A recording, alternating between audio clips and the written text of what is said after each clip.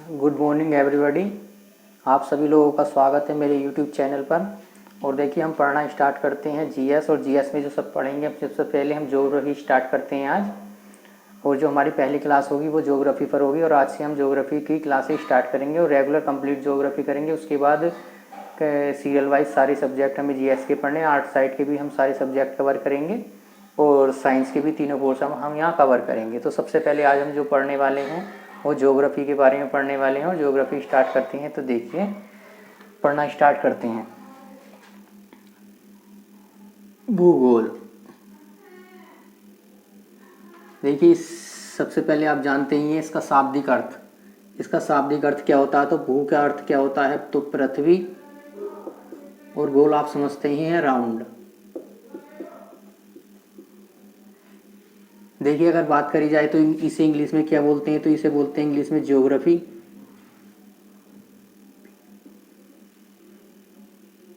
देखिए अगर हम बात करें ज्योग्राफी, जो शब्द दिया है भूगोल को वो किसने दिया है? तो भूगोल को जो ज्योग्राफी शब्द दिया है वो दिया है इराटोस्थनीज ने।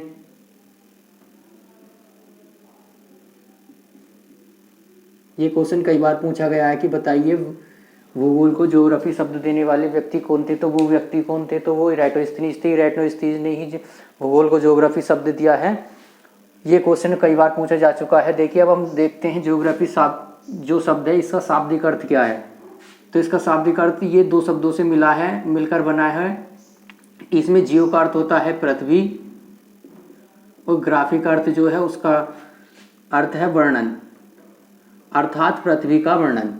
तो पृथ्वी का वर्णन ही क्या कहलाता है? तो ज्योग्राफी कहलाता है। इस शब्द से हमें इसके बारे में पता चलता है। ये पूरी व्याख्या करता है ये शब्द कि जो पृथ्वी है हमारी उसका अगर संपूर्ण अध्ययन करें, संपूर्ण उसका जो वर्णन होता है वो उसे ही हम क्या बोलते हैं? तो ज्योग्राफी या भूगोल बोलते हैं। तो अगर मैं बात करूं तो क्या इसका शाब्दिक अर्थ क्या हुआ? तो ये हुआ पृथ्वी का वर्णन ही ज्योग्राफी कहलाता है।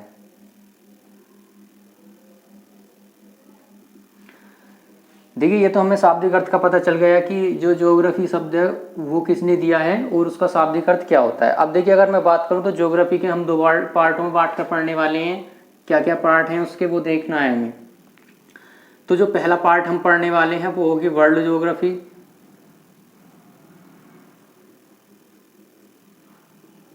जिसे हम क्या बोलते हैं? तो इसे बोलते हैं हम विश्व का भूगोल। इसी को हम क्या बोलते हैं? तो विश्व का भूगोल। और जो हमारा दूसरा पार्ट रहेगा वो क्या रहेगा? तो वो रहेगा इंडियन ज्योग्राफी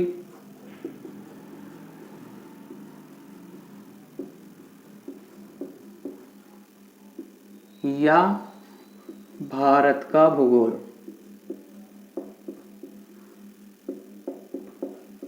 इसे दो पार्टों में हम बांट के पढ़ने वाले हैं।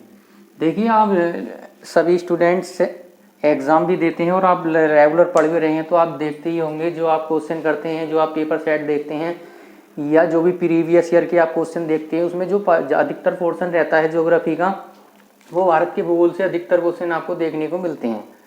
जो विश्व के भूगोल से हैं वो क्वेश्चन आते तो हैं लेकिन उतनी मात्रा में नहीं आते जितने भारत के भूगोल से आते हैं। तो देखिए अगर बात करी जाए ज्योग्राफी में भी जो पार्ट ज़्यादा महत्वपूर्ण है हमारे एग्जाम की दृष्टि से, तो वो जो महत्वपूर्ण है वो भारत का भूगोल बहुत ज़्यादा महत्वपूर्ण है। तो हम पहले भारत के भूगोल से ही स्टार्ट करने वाले हैं। तो पहले तो हम देख लेते हैं इनमें हमें पढ़ना क्या क्या है। तो सबसे पहले हम देख लेते हैं विश्व के भूगोल में हमें क्या क्या पढ़ना है।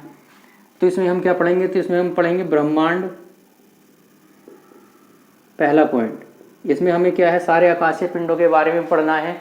जो भी क्या है, किस तरह से ब्रह्मांड की उत्पत्ति हुई है, किस तरह से सारे पिंड बने हैं, किस तरह से आकाशगंगाएं बनी है, किस तरह से तारों का निर्माण हुआ है, किस तरह से हमारा सौरमंडल बना है, ग्रह बने हैं, उपग्रह बने हैं, क्षुद्र ग्रह बने हैं, जो उल्का पिंड है उनका निर्माण कैसे हुआ है, कैसे वो समाप्त होते हैं, रेड जॉइंट्स स्टार क्या है या लाल रक्त दानव तारा क्या होता है, सुपरनोवा तारा क्या होता है, ये सारी चीज़ें हमें यहाँ पर पढ़नी है। ब्रह्मांड को हम बहुत अच्छे से डिटेल से पढ़ेंगे।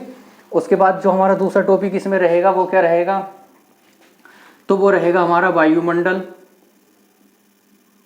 जो हमारा वायुमंडल है उसके बारे में हम सारी चीज़ें यहाँ पढ़ने वाले हैं। इसमें जो हमारा तीसरा पार्ट रहेगा वो रहेगा हमारा स्थलमंडल। और जो चौथा पार्ट हमारा रहेगा यहाँ पर वो रहेगा जलमंडल। तो ये चीज़ें हम कहाँ पर कवर करेंगे, तो ये हम विश्व के भूगोल में पढ़ेंगे। देखिए वायुमंडल में हम सारी चीज़ें जो वायुमंडल से संबंधित हैं, जैसे देखते हैं वायुमंडल में कई सारी परतें पाई जाती हैं, उनके बारे में पढ़ना है। गैसें हैं उनके बारे में पढ़ना है, उनका प्रभाव हमारे दैनिक जीवन पर क्या पड़ता है वो हमें पढ़ना है। और जो हम क्रियाएं कर रहे हैं, जो हमारे द्वारा क्रियाएं की जा रही हैं, उनका प्रभाव हमारे वायुमंडल पर कैसा पड़ रहा है, सकारात्मक पड़ रहा है या नकारात्मक पड़ रहा है, उसको कुछ लाभ हो रहा है या हानि हो रही है, वो सारी चीज़ें हमें कहाँ पढ़नी है, तो वायुमंडल में पढ़नी है। स्थलमंडल में हम क्या पढ़ेंगे, तो हम देखिए सारे महाद्वीप जो हमारे 7 उनके बारे में पढ़ेंगे। उन 7 महाद्वीप में जो हमारे महत्वपूर्ण देश हैं, जिनकी खासियत है या जहाँ से हमारे क्वेश्चन बनते हैं, वो सारी चीज़ें हमें कवर करनी है। उसके बाद हम जलमंडल पढ़ेंगे। जलमंडल में हम क्या पढ़ेंगे, तो सारे हमारे महासागर हैं, ये सारी चीज़ें, महासागर हैं, झीलें हैं, ये सब हमें पढ़नी है जलमंडल में। स्थलमंडल में मैंने आपको बताया, वायुमंडल में बता दिया, ब्रह्मांड में। अब देखिए जो भी चीज़ें बची हैं वो हम इसमें इंक्लूड करेंगे जब हम पढ़ेंगे। तो ये पोर्शन रहा है हमारा विश्व का भूगोल। कब देखिए हम भारत का भूगोल स्टार्ट करते हैं और भारत का भूगोल के सिलेबस भी हम आगे समझते हैं क्या रहता है।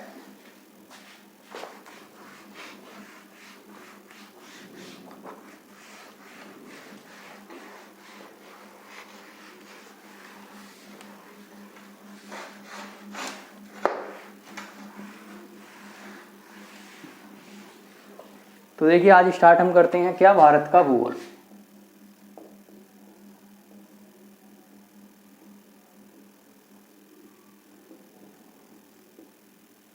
या इंडियन ज्योग्राफी। भारत के भूगोल में देखिए हमें सबसे पहले ये देखते हैं हमें पढ़ना क्या है। तो सबसे पहले हम क्या पढ़ेंगे, तो हम पढ़ेंगे परिचय। और परिचय किसका पढ़ेंगे, तो भारत का परिचय ही हमें पढ़ना है। तो परिचय में हम देख लेते हैं स्टार्ट करने से पहले कि परिचय क्या है भारत का। तो परिचय क्या होता है, सबसे पहले हमें नाम होना चाहिए। परिचय में जो पहला स्थान आता है वो आता है नाम का। आप जानती हैं हमारे भारत को इंडिया भी बोलते हैं, भारत भी बोलते हैं, हिंदुस्तान भी बोलते हैं, आर्यवर्त भी बोलते हैं, जम्बूद्वीप भी बोलते हैं। तो इतने सारे जो नाम दिए गए हैं ये किन किन के द्वारा दिए गए हैं और इनका वर्णन हमें कहाँ देखने को मिलता है, वो सारी चीज़ें हमें यहाँ पर कवर करनी है। तो सबसे पहले हम भारत के भूगोल पढ़ने से पहले हम उसके नाम के बारे में देख लेते हैं कि जो भारत के इतने सारे नाम हैं वो उनका वर्णन कहाँ कहाँ पर है और कहाँ कहाँ उनके बारे में हमें देखने को मिलता है, जानकारी हमें कहाँ से प्राप्त होती है और कैसे कैसे वो नाम हमारे देश के रखे गए हैं। तो सबसे पहले नाम अगर बात करी जाए तो आप जानते हैं इंडिया।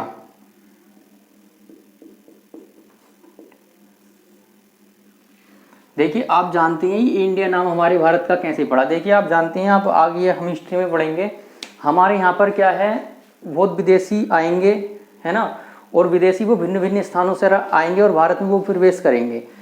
सबकी भाषाएं अलग अलग होंगी, सबकी शैलियाँ अलग अलग होंगी, सबकी बोलचाल की पद्धतियाँ अलग होंगी, सबकी भाषाओं में भिन्नता होगी।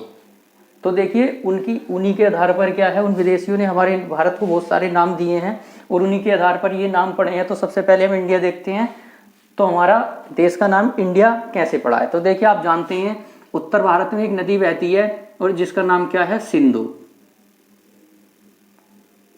उत्तर भारत में एक नदी बहती है जिसका नाम क्या है, सिंधु, और इसी को इंग्लिश में क्या बोलते हैं, तो इंडस। इसी को इंग्लिश में हम क्या बोलते हैं, तो इंडस बोलते हैं।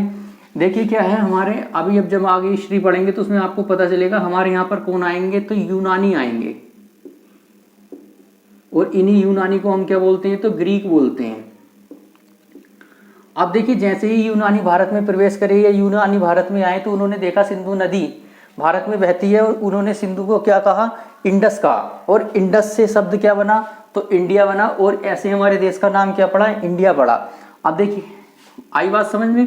अब देखिए आगे हम देखते हैं, अगर विश्व स्तर पर कोई भी शांति समझौता या कोई भी हमारी तरफ से कोई भी सम्मेलन आयोजित की जाए या हमें कहीं शामिल किया जाए या कोई भी देश हमारे देश को नाम को कहीं शामिल करे या किसी भी योजना में या किसी भी कार्यशैली में कोई भी नाम यूज किया जाता है तो हमारे देश का वो केवल इंडिया है और इंडिया ही विश्व स्तर पर हमारे देश का नाम प्रचलित है। दूसरी बात अगर बात करी जाए तो इंडिया तो ये पहला नाम हुआ, दूसरा नाम क्या आता है, तो भारत।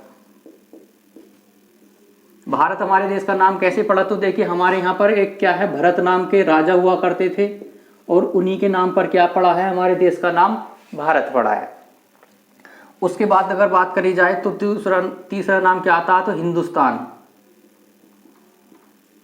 अगर आप से पूछा जाए बताइए हिंदुस्तान भारत का नाम कैसे पड़ा है, तो वो हम देख लेते हैं। तो देखिए आप जानते ही हैं हमारे यहाँ बहुत सारे विदेशी आए और उन विदेशियों में एक कौन आए हैं, तो ईरानी आए हैं।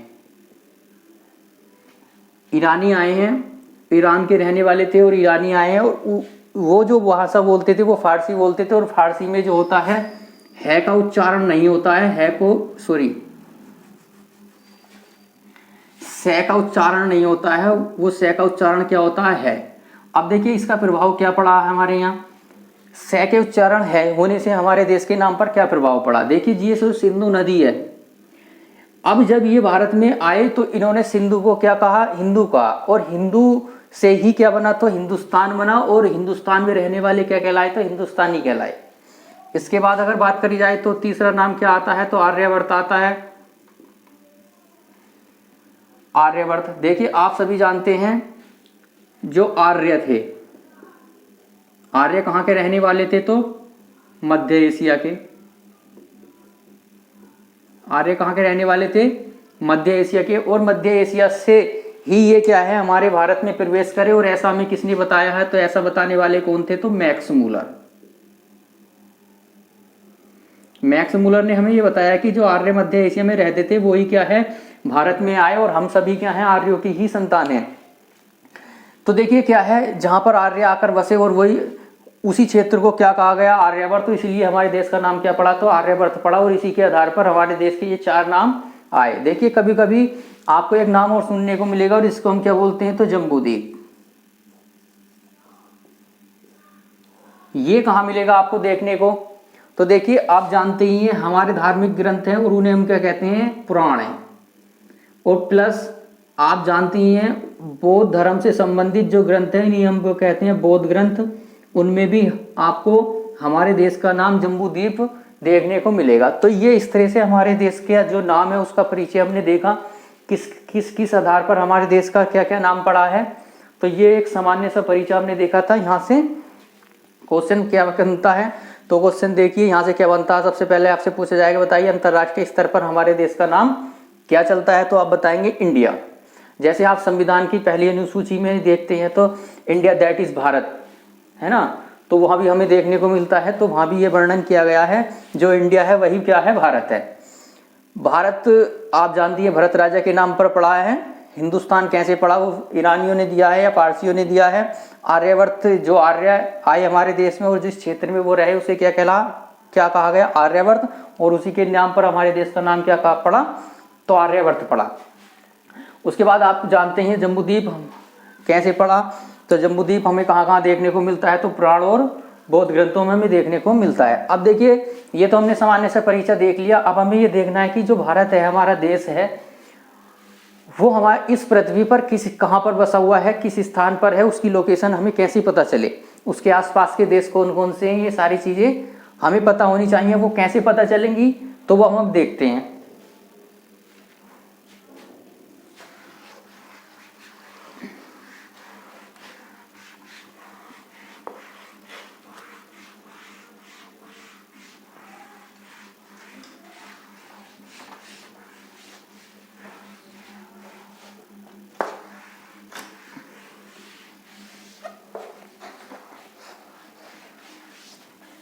इसमें हमें देखना है, देखिए भारत की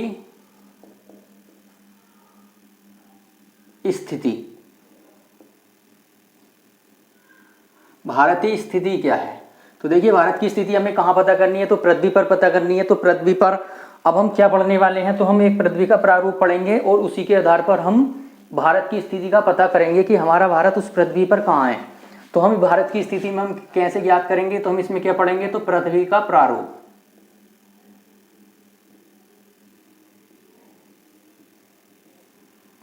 और पृथ्वी के प्रारूप में हम क्या पढ़ने वाले हैं, तो इस पृथ्वी के प्रारूप में ही हम क्या पढ़ने वाले हैं, तो ग्लोब पढ़ने वाले हैं।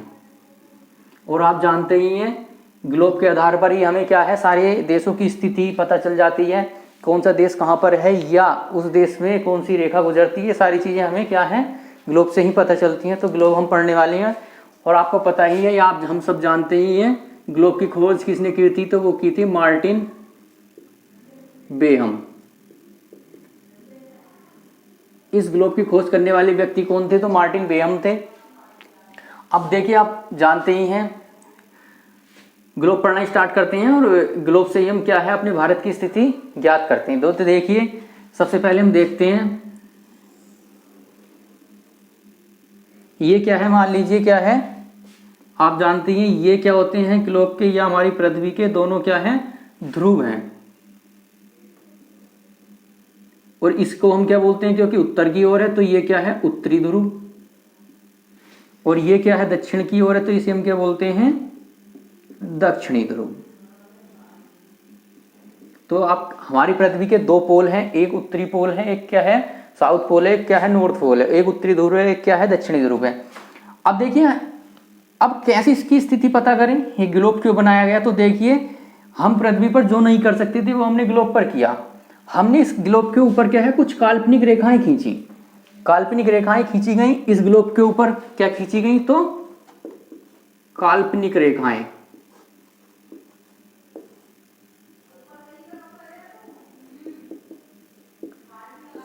इस पर क्या खींची गई तो काल्पनिक रेखाएं खींची गई। और काल्पनिक रेखाएं क्या होती हैं दो तरह से होती हैं। तो देखिए एक रेखाएं यहाँ से खींची गई और क्या है ये बिल्कुल पृथ्वी के या ग्लोब के ऊपर से गुजरी मध्य से, और इसे हमने क्या कह दिया तो ये हमने कहा 0 डिग्री, और इसे हमने क्या बोला तो भूमध्य रेखा, या दूसरा इसी को क्या बोलते हैं हम विषुवत रेखा। तो ये जो पृथ्वी जो ग्लोब के बिल्कुल मध्य से होकर गुजरती है, ग्लोब के ऊपर जो मध्य में खींची गई है उसे हम क्या कहते हैं तो 0 डिग्री या भूमध्य रेखा विषुवत रेखा। अब देखिए आप जानते ही हैं ये क्या है दक्षिणी ध्रुव है, ये क्या है उत्तरी ध्रुव है। अब ये क्या है पूरा एक गोला है, ये क्या है पूरा गोला है, और इसे हम जब ये पूरा गोला है इसके दो पार्ट कर दिए गए तो जो ऊपर का आधा पार्ट हुआ तो इसे बोलेंगे अर्धगोलार्ध, और उत्तर में है तो क्या बोलेंगे उत्तरी गोलार्ध।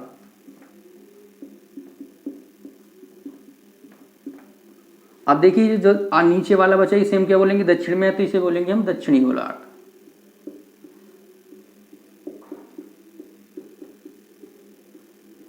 तो इस तरह से क्या है हमने देखा पृथ्वी के दो पार्ट हमने किए, ऊपर वाला क्या कहलाया उत्तरी गोलार्ध और दक्षिणी वाला क्या कहलाया दक्षिणी गोलार्ध। और ये काल्पनिक रेखाएं क्या होती हैं तो दो तरह की होती है, देखिए मैं बता देता हूं आपको यहाँ पर। एक होती है क्षितिज रेखाएं, क्षैतिज रेखाएं,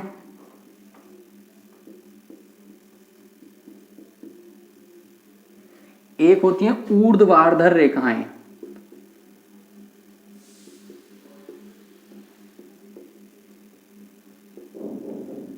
पृथ्वी पर दो तरह की रेखाएं खींची गई हैं, एक क्या है क्षैतिज रेखाएं हैं, एक क्या है ऊर्ध्वाधर रेखाएं हैं। तो देखिए क्षैतिज रेखाएं को ही हम क्या बोलते हैं तो इन्हीं को हम बोलते हैं अक्षांश।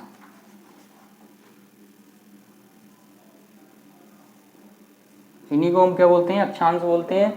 और जो ऊर्ध्वाधर रेखाएं इन्हें हम क्या बोलते हैं तो ये बोलते हैं देशांतर। देखिए अब देख लेते हैं कैसे कैसे हैं। देखिए ये जो है ये जो पृथ्वी के मध्य से ऐसी जा रही हैं रेखाएं इस तरह से, जो रेखाएं इस तरह से खींची हुई हैं ग्लोब पर वो रेखाएं क्या कहलाती हैं तो ये रेखाएं कहलाती हैं अक्षांश। और जो बिल्कुल मध्य से गुजरी है उसे हम क्या बोलते हैं 0 डिग्री अक्षांश, जो मैंने आपको अभी उधर बताया है।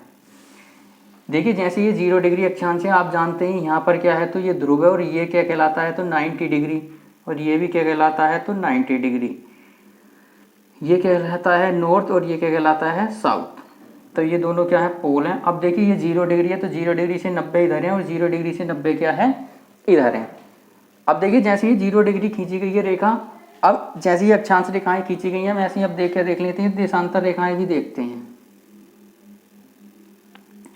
ये क्या है पृथ्वी के दो पोल हैं, इसको हम क्या बोलते हैं साउथ पोल नॉर्थ पोल, इसको क्या बोलते हैं साउथ पोल। देखिए इन दोनों पोलों को मिलाने वाली रेखाएं, इन दोनों पोलों को जो मिलाने वाली रेखा है उसी को हम क्या बोलते हैं तो हम उसी को देशांतर बोलते हैं। देखिए ये क्या है पोल से स्टार्ट होती हैं और पोल पर जाकर ही मिल जाती हैं। इस तरह से जो रेखाएं खींची गई हैं पृथ्वी पर, ग्लोब पर, इस तरह से जो रेखाएं खींची गई हैं ग्लोब पर, वो रेखाएं क्या कहलाती हैं? तो वो रेखाएं कहलाती हैं देशांतर। तो आपको ये समझ में आया होगा कि देशांतर रेखाएं क्या हैं और अक्षांश रेखाएं क्या हैं। अब इन्हें हम बारीकी से पढ़ते हैं और देखते हैं उन देशांतर और अक्षांश रेखाओं का हमारे देश की स्थिति पर क्या प्रभाव पड़ता है, उसका कैसे पता चलेगा कि हमारा देश कहाँ पर है। तो देखिए यही स्टार्ट करते हैं। साफ कर देता हूँ मैं पहले इसे।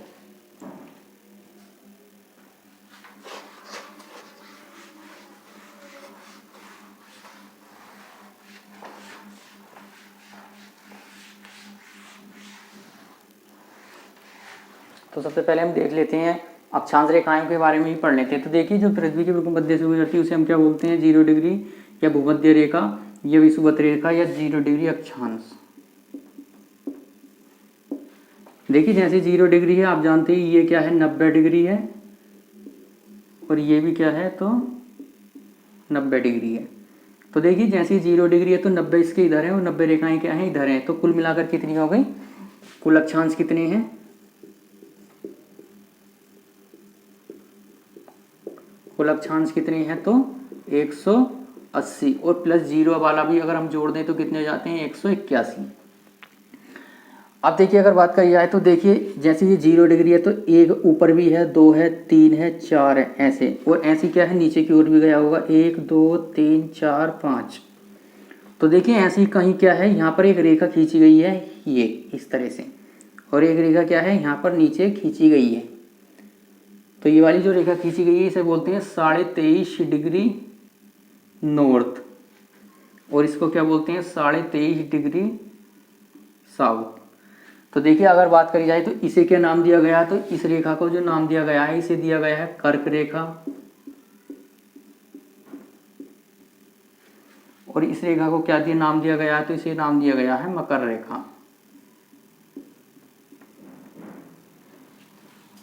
इसे क्या नाम दिया गया है? कर्क रेखा, और इसे क्या नाम दिया गया है? मकर रेखा। अगर बात करी जाए, आपसे कभी कभी ये क्वेश्चन पूछ लेता है कि बताइए दो अक्षांशों के मध्य की दूरी कितनी होती है? ये वाली दो अक्षांशों के मध्य की दूरी कितनी होती है? ये वाली। तो ये दूरी कितनी होती है? तो ये होती है 111 किलोमीटर। कितनी दूरी होती है? 111 किलोमीटर।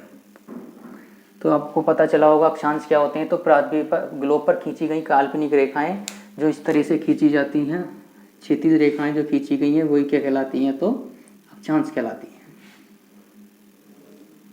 और इन्हीं से क्या है? हम किसी भी देश की स्थिति का पता करते हैं, किसी भी स्थान के बारे में पता करते हैं। ये कितनी रेखाएं? कुल 181 हैं। 190 ऊपर हैं 0 डिग्री के और 90 नीचे हैं 0 डिग्री के। अब देखिए इसी के साथ साथ हम देशांतर रेखाओं के बारे में देखते हैं, उनके बारे में। इनको हम ऐड करके तब पढ़ेंगे, तब हमें भारत की स्थिति का पता चलेगा। देखते हैं।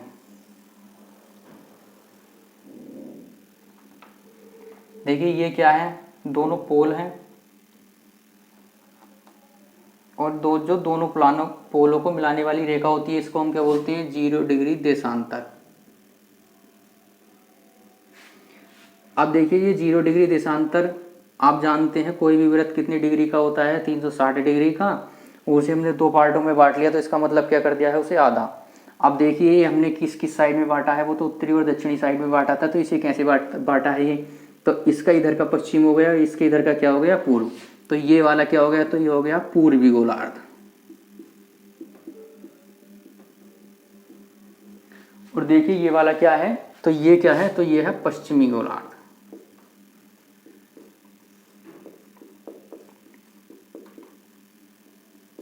दो पार्टों में हमने बांट लिया है, पूर्वी गोलार्ध में और पश्चिमी गोलार्ध में। जैसे हमने अक्षांश के आधार पर बांटा था उत्तरी गोलार्ध और दक्षिणी गोलार्ध, वैसे ही हमने क्या है? देशांतर के आधार पर बांटा है पूर्वी गोलार्ध और पश्चिमी गोलार्ध। अब देखिए क्या है? 0 डिग्री देशांतर जो होता है बिल्कुल ग्लोब के मध्य से होकर गुजरता है और दोनों पोलों को मिलाता है। अब देखिए ऐसे ही क्या है? आप जानते हैं 360 डिग्री का पूरा वृत्त होता है। तो इसका मतलब क्या है? 180 देशांतर इधर हैं और 180 ही क्या है? तो इधर हैं। और आपसे अगर पूछा जाए कि बताइए कुल देशांतर कितने होते हैं, तो आप क्या बताएंगे? तो आप बताएंगे कितने होते हैं? तो 360। अब देखिए क्या है? ये वाली रेखाएं इस तरह से खींची हुई हैं, ये दोनों पोलों को मिलाकर क्या है? गुजरती हैं इस तरह से।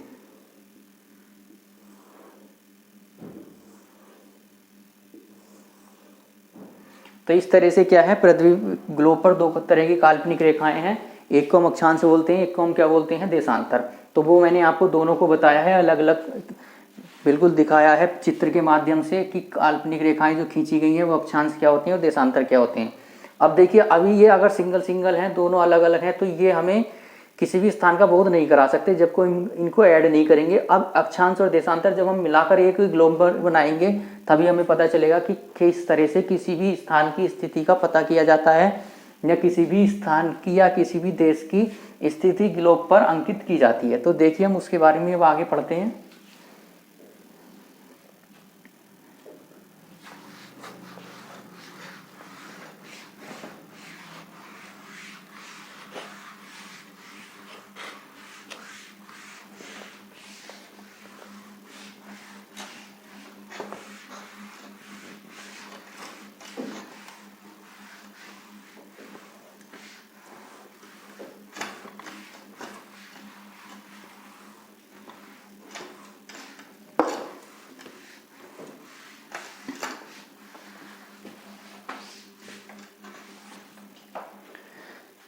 देखिए अब देखते हैं, हम एक ग्लोब बनाते हैं और उस पर भारत की स्थिति का पता करेंगे।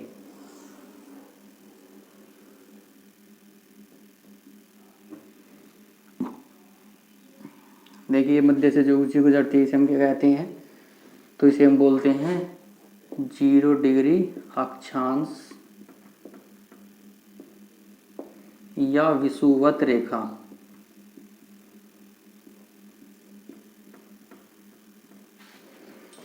जो दोनों पोलों को मिलाती हैं उसको हम क्या बोलते हैं, तो ये क्या है, 0 डिग्री देशांतर। देखिए आपने रीजनिंग में पढ़ा होगा इस तरह से, जो हम डायरेक्शन देखते हैं तो ये क्या होती है, उत्तर होती है, ये क्या होती है, पूर्व होती है, ये दक्षिण होती है और ये क्या होती है, पश्चिम होती है। तो इस तरह से अगर मैं बात करूं, मैंने अभी आपको बताया था जैसे उत्तरी गोलार्ध और दक्षिणी गोलार्ध हमने देखा था, उस तरह से हमने डिनोट किया था, हमने पूर्वी गोलार्ध और पश्चिमी गोलार्ध भी देखा था। तो देखिए जैसे ये वाली जो दिशा होती है ये क्या होती है, उत्तर पूर्व होता है। तो देखिए ऐसे ये क्या होगा, उत्तर पूर्व होगा, ये क्या होगा, उत्तर पश्चिम होगा, ये दक्षिण पश्चिम होगा और ये क्या होगा, दक्षिण पूर्व होगा। तो ये अगर मैं भारत की स्थिति बताऊं तो भारत की स्थिति इस वाले गोलार्ध में है। भारत की स्थिति कहाँ है, तो भारत की स्थिति इस गोलार्ध में है। भारत जो स्थित है वो कहाँ पर है, तो इस गोलार्ध में स्थित है। अब देखिए इस गोलार्ध में हमें ये तो पता चल गया कि ग्लोब पर इस गोलार्ध में स्थित है, लेकिन हमें पता कैसे चले कि एग्जैक्ट कहाँ है वो, बिल्कुल उसकी स्थिति बिल्कुल फिक्स स्थिति कहाँ पर है, तो वो कहाँ पर पता चलेगी, तो वो हो गया ऐसे पता चलेगी। देखिए ये जो अक्षांश रेखाएं हैं, पहले हम क्या है, भारत को अक्षांशीय विस्तार के आधार पर देखते हैं।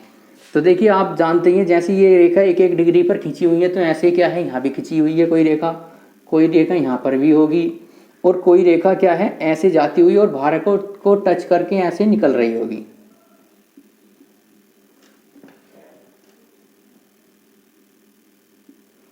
कोई रेखा क्या होगी, ऐसे भारत को भी टच करके निकल रही होगी।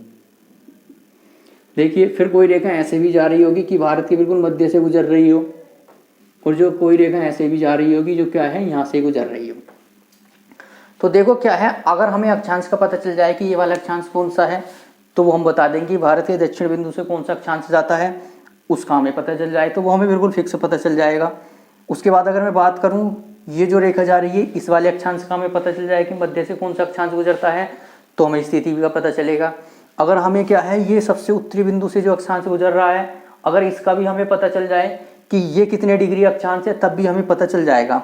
अगर हमें इन दोनों अक्षांश का पता चल गया, इसका और इसका, तो हम कह सकते हैं कि भारत का अक्षांशीय विस्तार जो है इतने डिग्री अक्षांश से लेकर इतने डिग्री अक्षांश तक है, और कहाँ पर है, तो उत्तर पूर्वी गोलार्ध में है ना। तो देखिए हम अब इनके बारे में देख लेते हैं। तो देखिए अब अगर मैं बात करूं, जैसे ये अक्षांश है, तो सबसे जो नीचे वाला अक्षांश है वो कितने डिग्री है, वो हम आगे पढ़ेंगे, बिल्कुल मैपिंग से, मैप से पढ़ेंगे भी, तो मैं आपको बता रहा हूं। ऐसे देखिए जैसे क्या है, मैंने एक आपको ये देशांतर बताया है, तो देशांतर क्या है, कोई देशांतर ऐसे भी गया होगा और कोई देशांतर क्या होगा, इस तरह से भारत को टच करके ऐसे भी गया होगा। अब देखिए एक देशांतर ऐसे भी होगा जो ऐसे करके ऐसे गुजरा होगा, और एक देशांतर ऐसा भी होगा जो भारत के इस वाले बिंदु को कवर करके गया होगा। तो देखिए अगर मुझे पता चल जाए कि भारत का देशांतरीय विस्तार कितना है, तो हम अगर इस वाले देशांतर का मुझे पता चल जाए और इस वाले देशांतर का अगर मुझे पता चल जाए, तो मुझे भारत का इस तरह से पूर्व और पश्चिम की भी स्थिति ज्ञात हो जाएगी, और अक्षांश का पता चल जाए तो मुझे उत्तर और दक्षिण की स्थिति भी ज्ञात हो जाएगी। तो देखिए सबसे पहले तो हमने ये देखा कि हम स्थिति कैसे ज्ञात करेंगे, तो उसके अक्षांश और देशांतर के आधार पर ही किसी भी स्थान देश की स्थिति हम ज्ञात करेंगे। तो अब देख लेते हैं भारत की अक्षांशीय विस्तार कितना है, देखते हैं।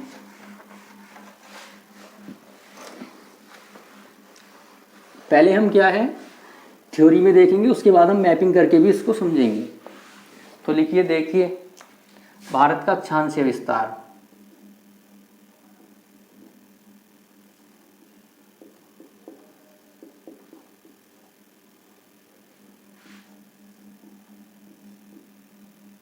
भारत का अक्षांशीय विस्तार कितना है। तो देखिए मान लीजिए क्या है, अगर ये है, मान लीजिए मैपिंग ही करेंगे आगे।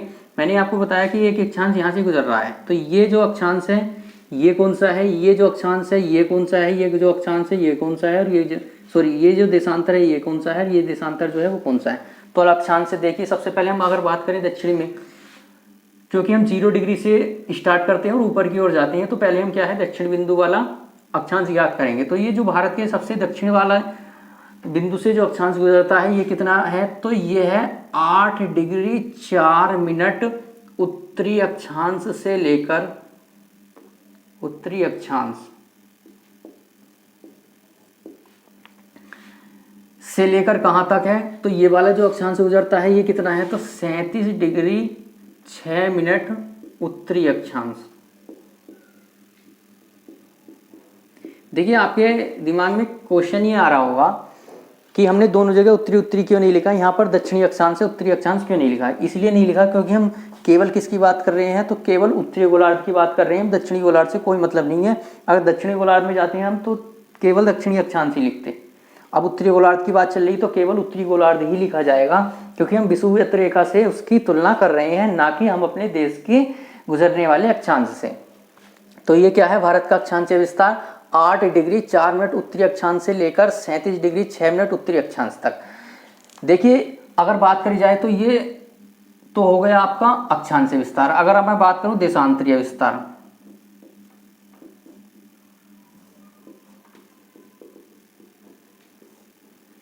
भारत का देशांतरीय विस्तार कितना, तो देखिए आप जानते हैं ये क्या है 0 डिग्री देशांतर है, और इससे इधर चलेंगे तो हम किधर चलेंगे, तो पूर्वी गोलार्ध में चलेंगे, तो ये क्या सब क्या कहलाएंगे, तो पूर्वी देशांतर कहलाएंगे। तो देखिए ये वाला जो भारत के सबसे पश्चिम वाले बिंदु को छूकर जो देशांतर गुजरता है, तो ये कितना है, तो ये है 68 डिग्री 7 मिनट पूर्वी देशांतर से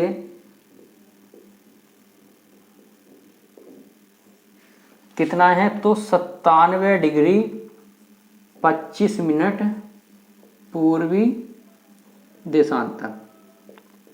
तो ये क्या हो गया, तो देशांतरीय विस्तार हो गया भारत का। आपको पता चला भारत का अक्षांशीय विस्तार कितना है, तो 8 डिग्री 4 मिनट उत्तरी अक्षांश से लेकर 37 डिग्री 6 मिनट उत्तरी अक्षांश तक। और आपसे पूछा जाए कि बताइए भारत का देशांतरीय विस्तार कितना है, तो 68 डिग्री 7 मिनट से लेकर 97 डिग्री 25 मिनट का तक देशांतरीय विस्तार है। तो इस तरह से हमने भारत की ग्लोब पर स्थिति पता करी, कितने मध्य है, किन किन अक्षांशों के मध्य जो हमारे भारत का विस्तार है, किन किन देशांतरों के मध्य भारत का विस्तार है। तो इस तरह से हमने ग्लोब पर अभी इसकी स्थिति पता करी है। अब इसे मैपिंग के अनुसार हमें एक एक पॉइंट, यहाँ से कौन सा बिंदु गुजरता है, यहाँ से कौन सा बिंदु स्थित है, यहाँ पर कौन सा बिंदु स्थित है, यहाँ पर कौन सा बिंदु स्थित है, जो मध्य से रेखा जाती है वो कौन सी है। देखिए एक क्वेश्चन और लिखेंगे यहाँ पर। देखिए भारत के मध्य से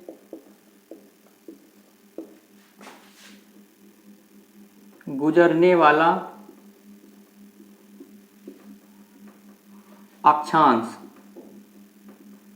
वो कौन सा है, तो वो है 23.5 डिग्री नॉर्थ या उत्तरी अक्षांश, और इसी को हम क्या बोलते हैं, तो कर्क रेखा।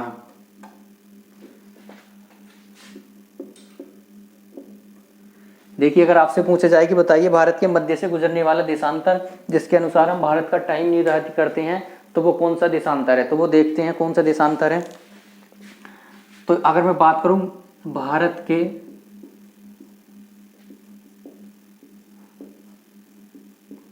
मध्य से गुजरने वाला देशांतर तो वो कौन सा है, तो वो है 82.5 डिग्री पूर्वी देशांतर।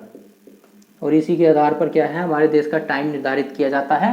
वो आगे हम पढ़ेंगे जब हम क्या है टाइम और डेट के बारे में अंतर्राष्ट्रीय स्तर पर अंतर्राष्ट्रीय समय रेखा तिथि रेखा पढ़ेंगे तो वो सारी चीज़ें हम वहाँ पर कवर करेंगे। अभी हमें केवल क्या देखनी है, तो ग्लोब पर भारत की स्थिति देखनी है कि हमें कैसे पता करनी थी। तो वो सारी चीज़ें हमने आपको बताई है। उम्मीद करता हूँ बहुत अच्छे से आपने समझा होगा, और जो भी चीज़ समझ में ना आए तो दोबारा रिपीट करके देखें, और फिर भी समझ में ना आए तो कमेंट करें, हम दोबारा आपको बता देंगे, कोई दिक्कत नहीं है इसमें। तो देखिए अब हम क्या है भारत का मैप बनाते हैं, उसके अनुसार हम सारी चीज़ों को बिंदु बिंदु करके या पॉइंट पॉइंट करके हम लिखते हैं।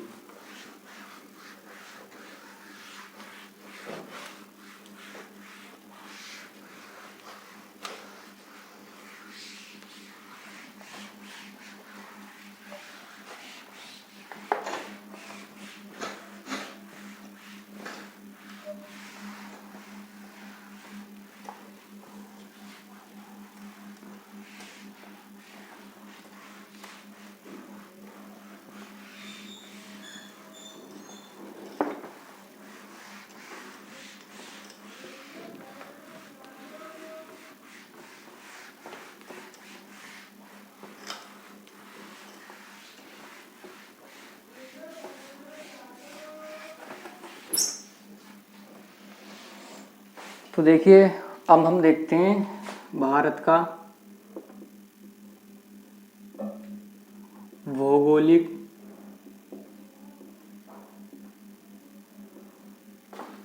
विस्तार। वो कैसे करेंगे तो हम मैप से पढ़ेंगे। तो देखिए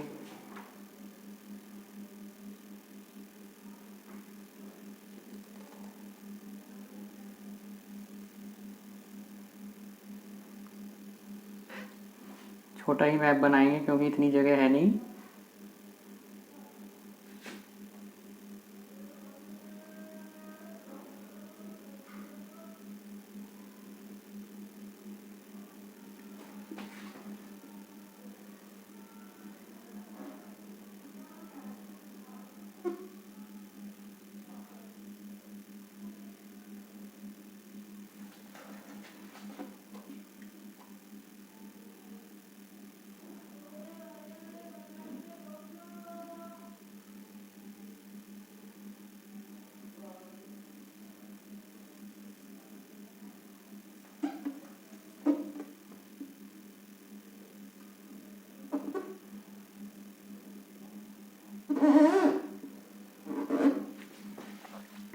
देखिए हम देखते हैं मैप पर देखते हैं भारत की क्या है, क्या लोकेशन किधर किधर है, वो सारी चीज़ें हम पढ़ते हैं।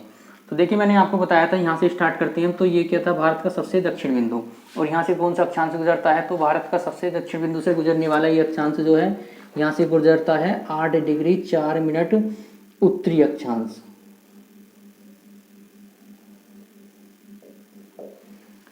यहाँ से कौन सा अक्षांश गुजरता है, पीओके से गुजरता है। तो ये क्या है, तो 37 डिग्री 6 मिनट उत्तरी अक्षांश। देखिए ये वाला जहां से गुजरता है तो ये पॉइंट क्या कहलाता है, तो ये कहलाता है इंदिरा पोल। और किस राज्य में स्थित है, तो जम्मू एंड कश्मीर में। उसके बाद अगर आपसे पूछा जाए ये दक्षिण बिंदु जो गुजरता है ये कहाँ से गुजरता है, तो ये गुजरता है 8 डिग्री 4 मिनट उत्तरी अक्षांश जो गुजरता है, ये गुजरता है कन्याकुमारी से।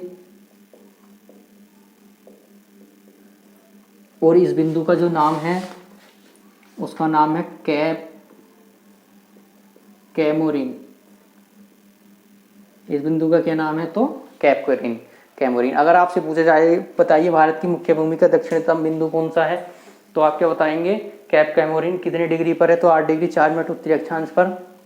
आपसे पूछा जाएगा बताइए भारत के जो उत्तरी बिंदु है, सबसे उत्तरी बिंदु है मुख्य भूमि का, वो कौन सा है? तो इंदिरा कोल है। कहाँ से गुजरता है वो? तो जम्मू कश्मीर से 37 डिग्री 6 मिनट उत्तरी अक्षांश है वो। तो ऐसे देखिए हमने ये देखा, उसके आधार पर अब देखिए मैंने आपको बताया है एक क्या है, भारत के मध्य से रेखा गुजरती है यहाँ से इस तरह से, और ये क्या है? तो ये है 23.5 डिग्री उत्तरी अक्षांश, और इसी को हम क्या बोलते हैं? तो कर्क रेखा। और ये भारत के कितने राज्यों से होकर गुजरती है? तो ये भारत के 8 राज्यों से होकर गुजरती है।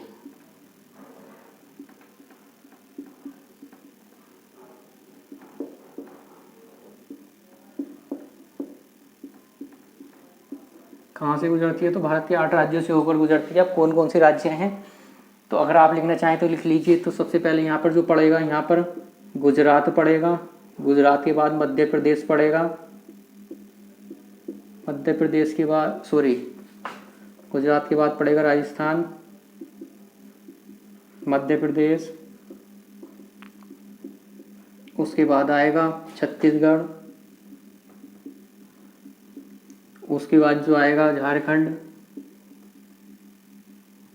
उसके बाद आएगा पश्चिम बंगाल, यहाँ लिख देता हूँ,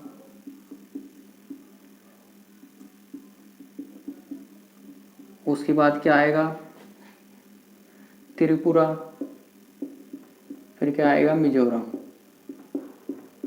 इस तरह से क्या है, ये 8 राज्य हैं, काउंट कर लीजिए 1 2 3 4 5 6 7 और 8 राज्यों से क्या है, भारत के मध्य से होकर कर्क रेखा गुजरती है। इसलिए क्या है, भारत के मध्य से रेखा गुजरने के कारण ही क्या होता है, हमारे भारत की जलवायु में बहुत बड़ा अंतर पाया जाता है। तो देखिए क्या होता है, ये क्या है, कर्क रेखा से जो नीचे वाला भाग होता है इसमें हमेशा क्या पाई जाती है, गर्म जलवायु पाई जाती है और गर्मी अधिक पड़ती है। और कर्क रेखा से ऊपर की ओर क्या है, ये उत्तर भारत में क्या होता है, हमें ठंड भी देखने को मिलती है, लेकिन इस दक्षिण भारत में क्या होता है, हमेशा तापमान अधिक रहता है और यहाँ पर जलवायु में अंतर पाया जाता है उत्तर भारत की अपेक्षा। इस तरह से हमने देखा क्या है, ये क्या है भारत का अक्षांशीय विस्तार है। देखिए अब बात ये आती है, ये तो क्या हो गया, मुख्य भूमि का विस्तार हो गया। अब आप जानते हैं इधर क्या है, तो इधर भी जल है, और जल क्या है, तो इधर क्या है, तो ये क्या है, तो बंगाल की खाड़ी। और आप जानते ही हैं इधर क्या है, तो ये सब क्या है, तो ये क्या है, ये है अरब सागर। और नीचे क्या है, तो ये क्या है, नीचे ये है हिंद महासागर।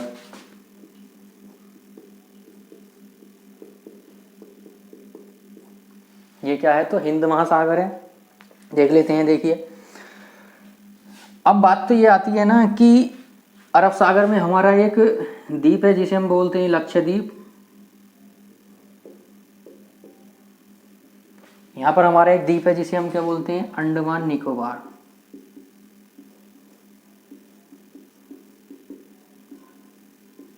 इधर क्या है, तो हमारा एक द्वीप है अंडमान निकोबार द्वीप समूह।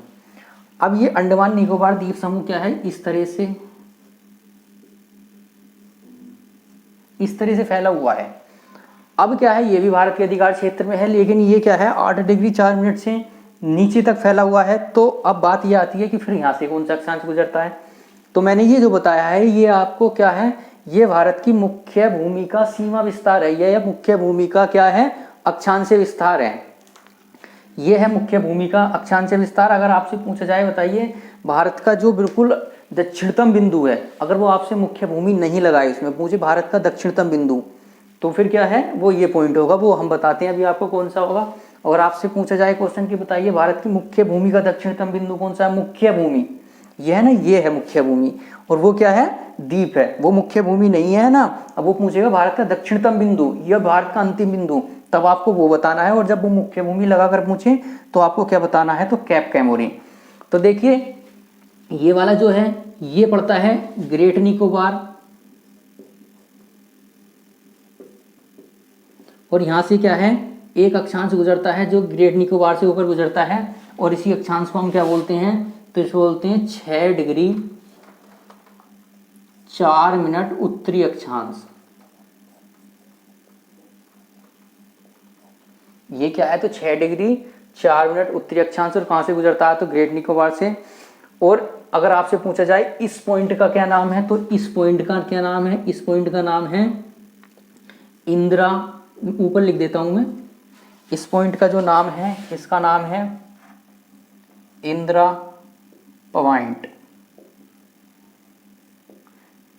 इस पॉइंट का क्या नाम है, इंदिरा पॉइंट। और कहाँ से गुजरता है ये, 6 डिग्री 4 मिनट उत्तरी अक्षांश जो है वो ग्रेट निकोबार से गुजरता है। और यही क्या है, भारत का दक्षिणतम बिंदु है, भारत का दक्षिणतम बिंदु। ये जो है भारत का दक्षिणतम बिंदु है, और ये कहाँ से गुजरता है, तो ग्रेट निकोबार से। और ये आपको याद रखना है, भारत का दक्षिणतम बिंदु है। और कैप कैमोरिन जो है ये भारत की मुख्य भूमि का दक्षिण बिंदु है। तो ये दोनों बातें मैंने आपको बताई हैं। और ये हमने देख लिया भारत का अक्षांशीय विस्तार कैसे कैसे है।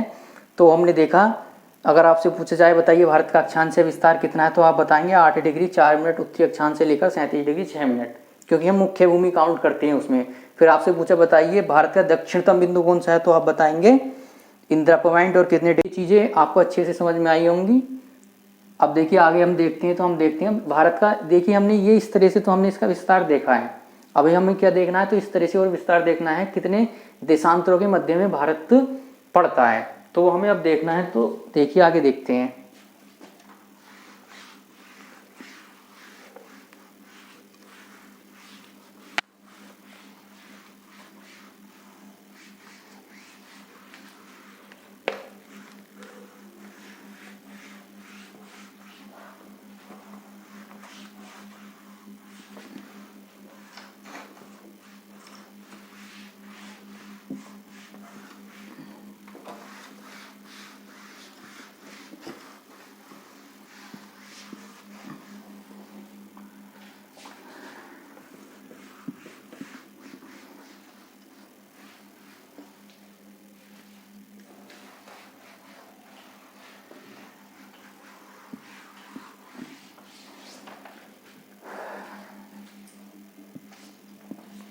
देखिए भारत का हम देखते हैं देशांतरीय विस्तार।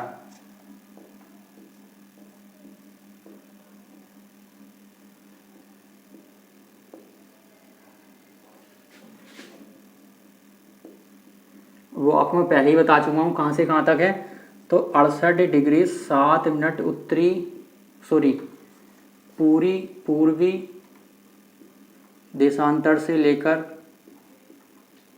कितना है, 97 डिग्री 25 मिनट पूर्वी देशांतर। तो देखिए अब हमें देखना है ये कहाँ से कहाँ तक कैसे कैसे है। तो देखिए आप जानते ही हैं,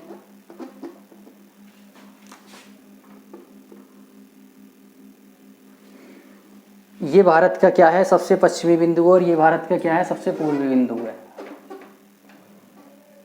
ये क्या है, भारत का सबसे पूर्वी बिंदु है। अब देखिए तो हम क्या करेंगे, काउंट इस बिंदु का पता करेंगे और इस बिंदु का पता करेंगे, तो हमें पता चल जाएगा भारत का देशांतरीय विस्तार कितना है। तो देखिए यहाँ से जो देशांतर गुजरता है यहाँ से, ये कितना है, तो 68 डिग्री 7 मिनट। तो ये कितना है, तो 68 डिग्री 7 मिनट पूर्वी देशांतर। और इसे हम क्या नाम देते हैं, तो उसे हम देते हैं, देखिए गौर माता या गुहार मोती। और पहले इसका क्या नाम था, तो पहले इसका नाम था सर क्रीक। और कहाँ से गुजरता है ये, तो ये कहाँ स्थित है, तो ये गुजरात में है। ये कहाँ पर स्थित है, तो भारत का सबसे पश्चिम बिंदु कौन सा है, तो 68 डिग्री 7 मिनट पूर्वी देशांतर। इसे हम क्या नाम देते हैं, गौर माता या गुहार मोती। और पहले इसका क्या नाम था, सरक्रीक। और कहाँ से गुजरता है ये, गुजरात से। ऐसे देखिए जो सबसे भारत का सबसे पूर्वी बिंदु है, तो ये वाला जो है ये क्या है, 97 डिग्री 25 मिनट पूर्वी देशांतर। और इसे हम क्या नाम देते हैं, तो इसे हम देते हैं कीवीथू। इसे हम क्या नाम देते हैं, तो कीवीथू। और कहाँ पर स्थित है, तो ये अरुणाचल प्रदेश।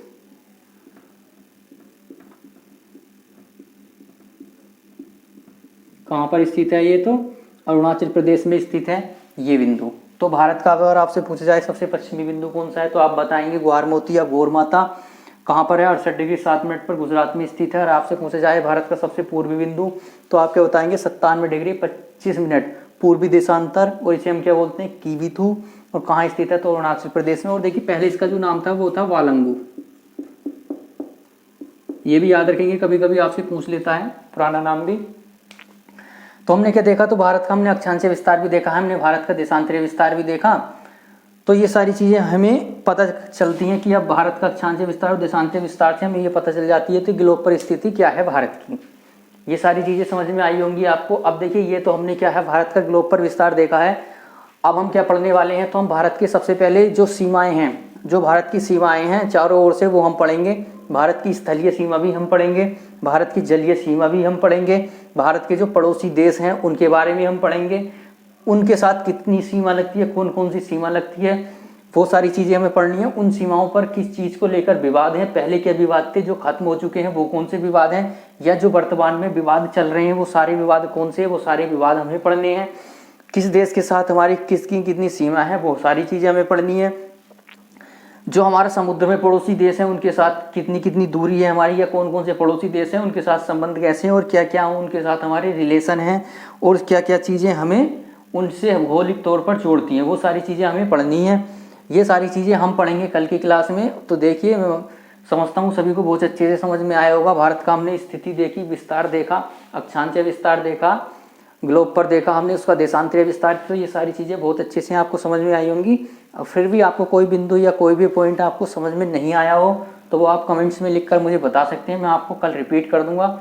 अगर आप दोबारा वीडियो देखना चाहें तो दोबारा वीडियो भी देख लें आराम से, बहुत अच्छे से समझ में आएगा। फिर भी नहीं आता तो कोई दिक्कत नहीं है, आप मुझे कमेंट्स में लिख सकते हैं, मैं कल आपको रिपीट कर दूंगा। ठीक, ओके, धन्यवाद। कल मिलते हैं अगली क्लास में। Okay bye.